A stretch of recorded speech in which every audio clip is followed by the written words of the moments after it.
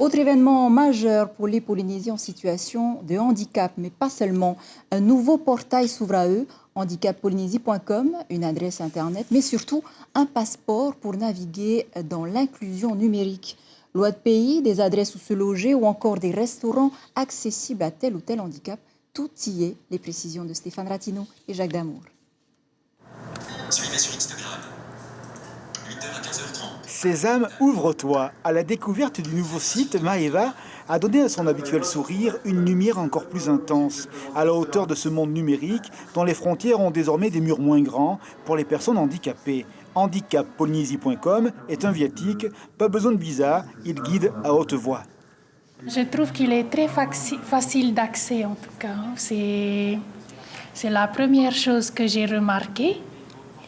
Et il est aussi très complet.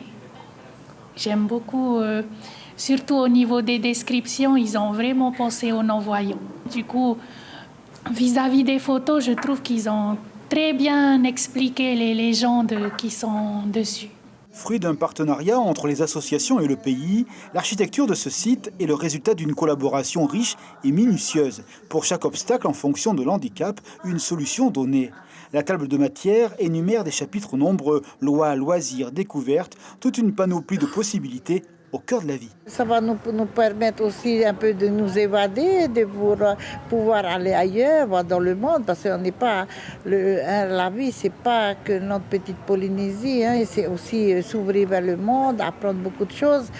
Parce que de plus en plus, on a des personnes handicapées qui veulent faire des formations dans d'autres domaines, mais qui veulent s'expatrier.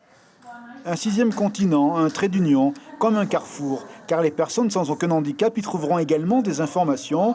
Le site sera toujours en mouvement. Le but est aussi d'y recevoir des contributions, par exemple des lieux avec de nouveaux équipements.